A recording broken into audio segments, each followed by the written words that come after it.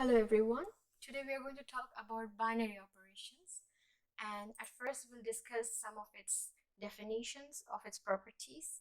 So first, let us know what is binary operation. So it's an operation on two elements from a set. So if you have a set G, the operation is a rule denoted by the star or a dot, and it combines two elements of G and produces a new element. Now, the binary operation has different properties, one of which is the closure property. So let's say the star binary operation is an operation on the set G. In that case, you know that it produces a new element, but this element, if it is also an element of G, so basically after the operation on A and B, the element that you get is also an element of the set G. In that case, it is said that G is closed under the operation star. Okay, now we have another property called neutral element. So let G be closed under an operation star. So first it fulfills the first property, closure property, and then we go to the neutral property. So here, if G is closed under the operation star, there is an element E in G such that E combined with X is equal to X, and X combined with E is equal to X for all X that is an element of G. Then E is called a neutral element in G with respect to the operation here. Okay, so again, whatever the operation here must be, whatever the operation represents here, if it is satisfying the closure property, then there is an element E in G such that E combined with X is equal to X and X combined with E is equal to X. And if these two are satisfied, then E is a neutral element in G with respect to star. Now, another property of binary operation is inverse element property. So here let G be closed under star and there is a neutral element E with respect to the operation star. Then let X be an element of G if there is an element X tilde in G such that X operation X tilde or X combined with X tilde gives you the neutral element, and X tilde combined with the X gives you again the neutral element. In that case, X tilde is called an inverse element of X with respect to the operation. Now we'll look at an example and we'll try to prove all these three properties that we just saw, the closure, neutral element, and the inverse element property in general. We try to prove it on that set. So here is our set. Let's consider the set G, which has group of elements R, which are elements of the real numbers and are strictly between -1 and 1. So the elements in G are strictly between -1 and 1, which basically means on your number line you have here -1, 0, and 1. So your elements are all the numbers in this part, nothing out of this, neither -1 also or 1. Now first thing, we'll check whether the set G is closed under the binary operation star given by A star B is equal to A plus B divided by A times B plus 1. Okay, so we have to do this generally, not specifically. We'll not take specific numbers and do it. We'll do it in a general way to prove it. Now before we start, I want you all to know that you do not need to know how to solve this. All you should know is to be able to comprehend what I'm telling you. You should understand what I'm doing. Do you agree with it or not? Is it fine? Do you understand it or not? That's all. Okay. Now, if you want to show that this is closed under the operation, then it means that if we take two elements, so let's say we take two elements x and y, which are elements of G, then x star y should also be an element of G for all x comma y which are elements of G. So that's the closure property. Now, what does it mean that x comma y are elements of G? It means that x is strictly between the boundary of -1 and 1, and also y is greater than -1 and less than 1. Okay, and what does it mean that x star y is an element of G? It means that, so let's define the operation. So here we have x star y means x plus y divided by x times y plus 1, and this is strictly between -1 and 1. And this is what we are supposed to prove in order to show that x star y is closed, or you can say a star b, the operation is closed for the set G. Okay, now, so here this one, it means x star y. Now, first, let's observe something here. Let's note that x is between -1 and 1, which means x could be any number which is 0 point something, or it could be a number which is -0 point something, or it could be the number 0, but it's not -1 or 1. All right. Now, this means that if you have here 1 minus x, the number will always be greater than 0, right? So if you have 1 minus 0 point something, it is 0 point something which is greater than 0. If you have 1 minus 0 point something, it will be 1 point something, which is again greater than 0. And if you have 1 minus 0, that's 1, which is again greater than 0. So in all cases, 1 minus x is greater than 0. It is a positive number. Okay, same goes for y. Y is strictly between -1 and 1, which means that either y is a number which is 0 point something, or y is a number which is -0 point something, or y is equal to 0. Even in this case here, 1 minus y is greater than 0 at all times. The same explanation as in 1 minus x is for 1 minus y, because the numbers are same. So this is also in all cases a positive number. Now, what we're supposed to prove here is, or let's say first we start proving using the first part. So we have to kind of prove this part here, right? We have to prove this part here. So we'll first start by proving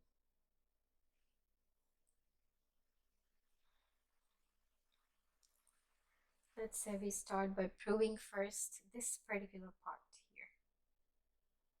Okay, so that's our first part to be proved, that x plus y divided by x times y plus 1 is less than 1.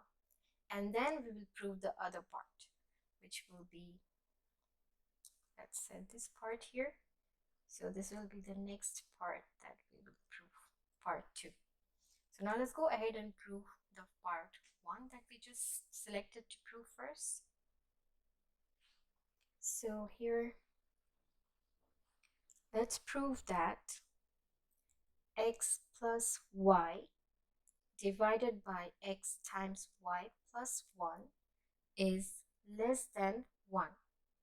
So here we just saw that if these numbers here, x 1 minus x and 1 minus y, are both positive. So if you now multiply two positive numbers, you get a positive result, right? So if you multiply these two positive numbers, that's 1 minus x and 1 minus y, they are positive. The answer, if you multiply these two numbers, will also be positive because the numbers are positive. Okay, now let's open the brackets. So here you have 1 times 1 is 1, 1 times minus y is minus y, minus x times 1 is minus x, and minus times minus is here plus, and x times y is xy. Now this is greater than 0. Now you know that if you have something bigger than something here, so even if now you take like minus 2 out of this, it will still be bigger if you take even minus 2 out of this at the same time, right? Or if you kind of say, if you add 2 to this, it is still bigger if you add the same to this side. Okay, so what we do here now is we will add x plus y on both sides, and still the inequality will remain. So here you can say 1 minus y minus x plus xy plus x plus y is greater than 0 plus x plus y. Okay, so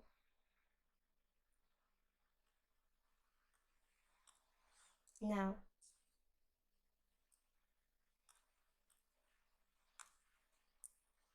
here minus x and plus, sorry, minus y and plus y gets cancelled, minus x and plus x gets cancelled. So all we have left this side now is 1 plus xy is greater than x plus y. All right. Now what we do is we multiply on both sides with 1 over xy plus 1. So what we have here now, I'll write on the other page, is 1 plus xy divided by 1 plus xy, which is greater than x plus y divided by 1 plus xy. So this and this gets cancelled, and then we have here 1 is greater than x plus y divided by 1 plus x times y. So here we proved the first part.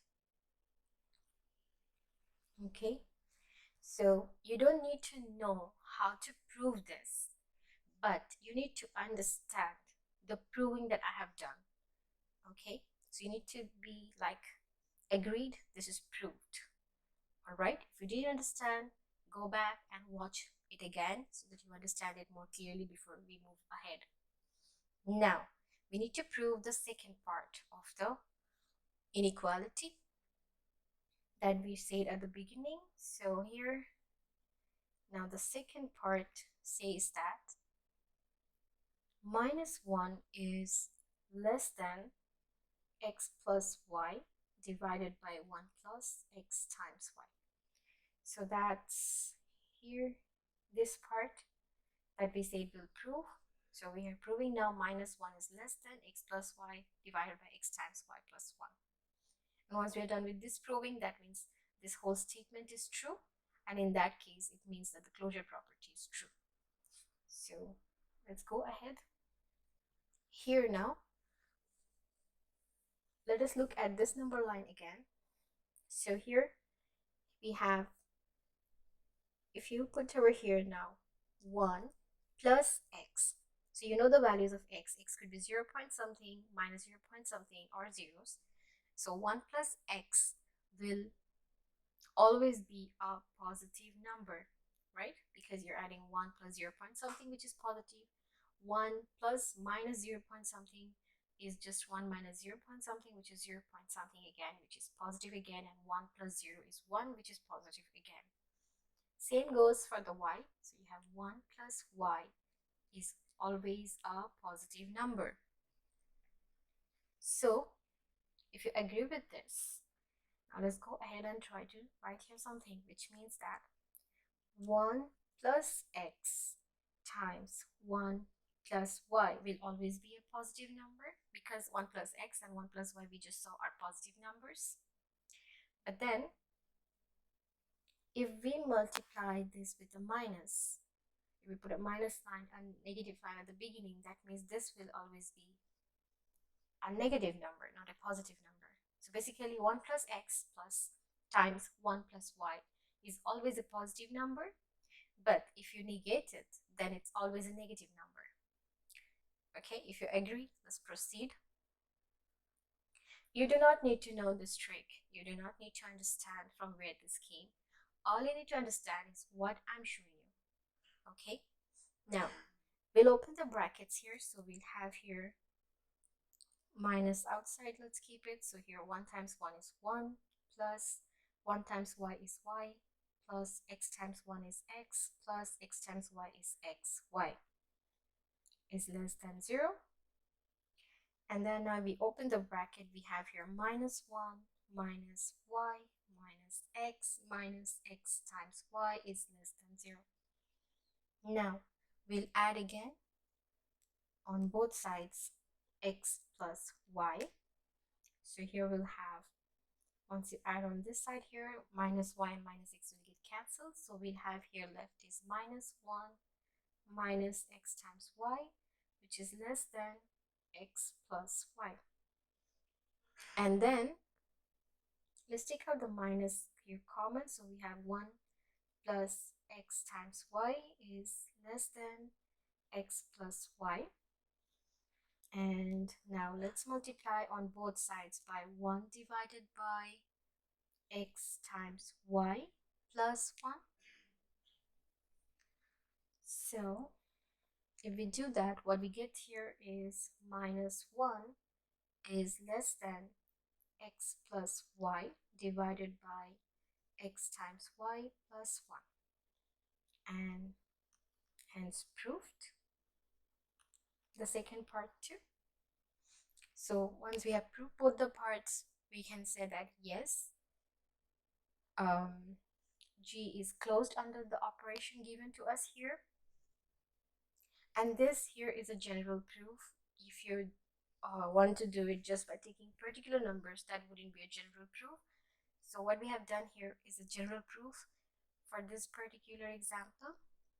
Now let's go ahead and do the second part of the second property proving. So now we have the neutral element proof. So by definition, if we have a set G and an operation star, then there is an element E in the set G, which is called the neutral element. So if we combine this element with x, we will get x here. And if we combine the x with the neutral element, we get again the x here. Now we are looking for the element which is between minus 1 and 1, such that the equation here, that is E combined with x is equal to x, is satisfied. So let's go ahead and try to solve this to get the element E, the neutral element. So E star x would mean that E plus x divided by E times x plus 1 is equal to x. Now if we multiply both the sides by 1 over e times x plus 1. What we get here is e plus x is equal to e times x squared plus x. And then now, if we bring both the terms with the e on one side, we'll have here e minus e times x squared is equal to x minus x here. And now if we take the e, if we isolate the e here, now we'll have here 1 minus x squared is equal to x minus x, which is 0. Now we'll divide both sides by 1 minus x squared, and we can do this. Why? Why can we divide on both sides by 1 minus x squared? It's because 1 minus x squared is not or never equal to 0. It's because for this to be equal to 0, x has to be either 1 or minus 1. And we know that in the set G, the elements are strictly between minus 1 and 1, and they are not minus 1 or 1. So we know that this is never equal to 0. Therefore, we can divide both sides by 1 minus x squared. And in that case, what we get here is this cancels. So we have here e is equal to 0. So we got our neutral element e is equal to 0. And we see that 0 is an element of G. Yes, 0 is an element of G. Now, let's check. So once you get what you want, it's a good idea to always check again. That is, we'll check our statements. That is, E star x, is it equal to x? So we have our E0, which means 0 star x should be 0 plus x divided by 0 times x plus 1. So 0 plus x is x here, and 0 times x is 0. 0 plus 1 is 1, so that's equal to x. So that's true. Now let's go ahead and check the second statement,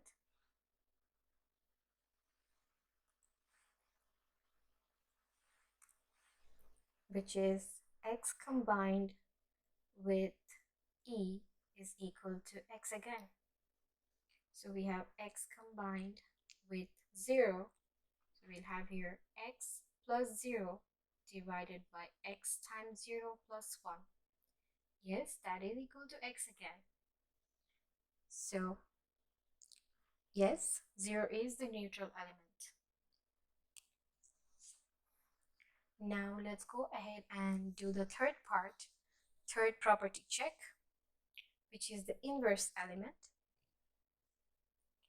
So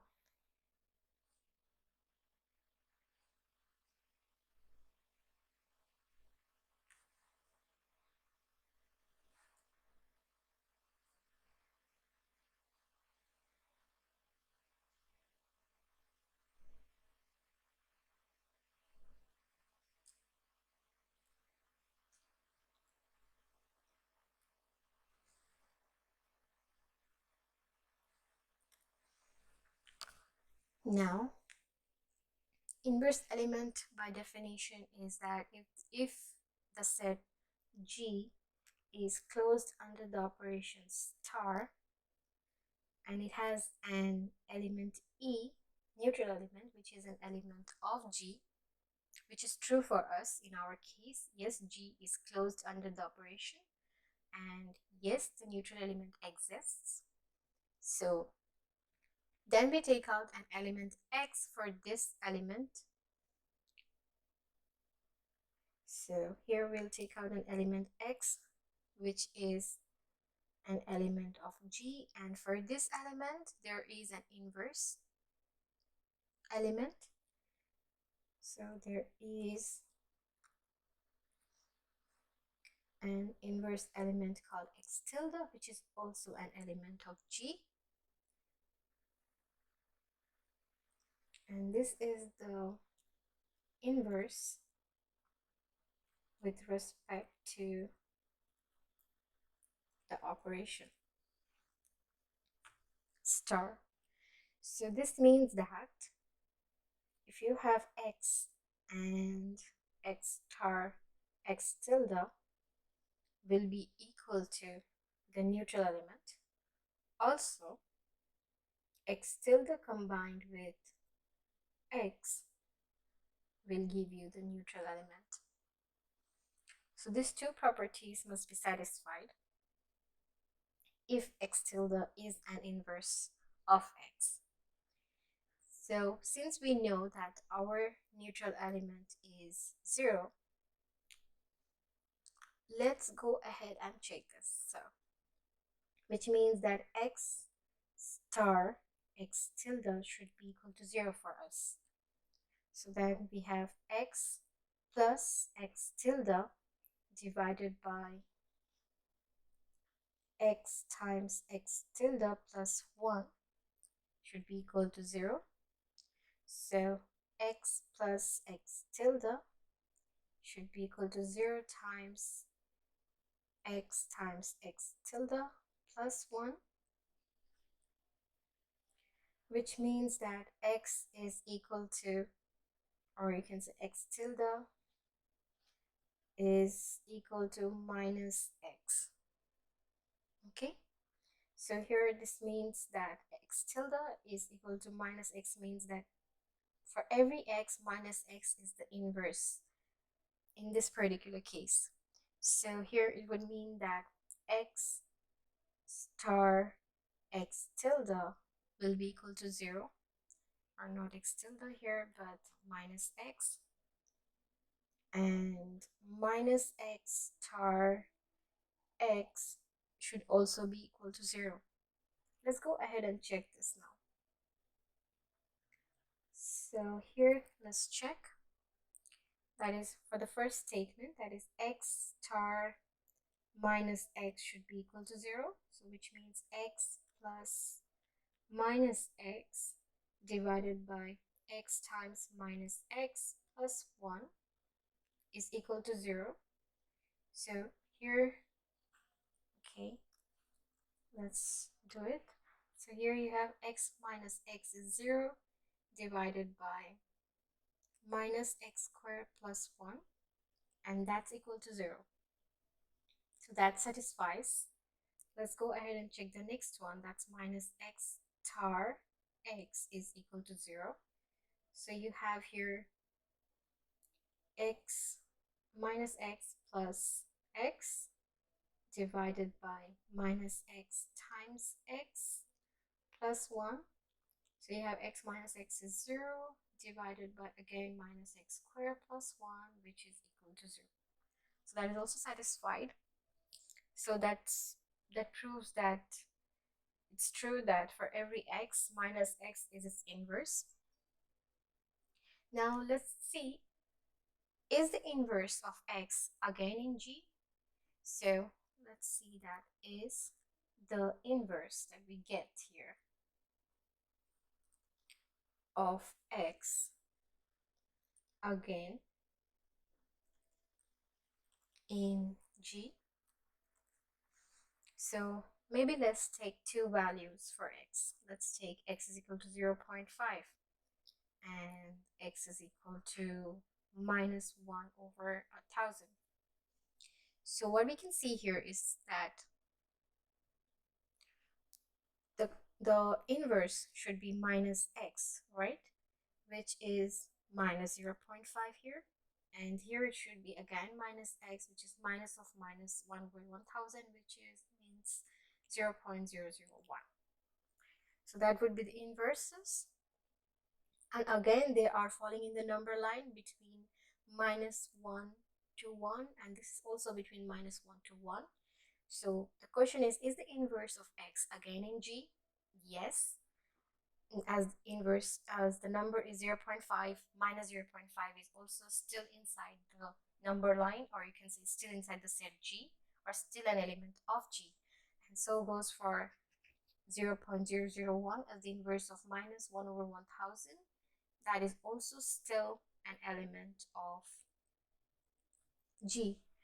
Now let's prove this. So here for the first one, let's say we have x, which is 0.5 star the inverse, which is minus 0.5, and with the operation we'll have here 0.5 plus minus 0.5 divided by 0.5 times minus 0.5 here plus 1, and that's equal to 0. So that's proved true. And here for the second example, we have here x is minus 0.001 star 0.001. So now if you solve that with the operation, we have here minus 0.001 plus 0.001 divided by minus 0.001 times 0.001 plus 1, and that will be equal to 0 again.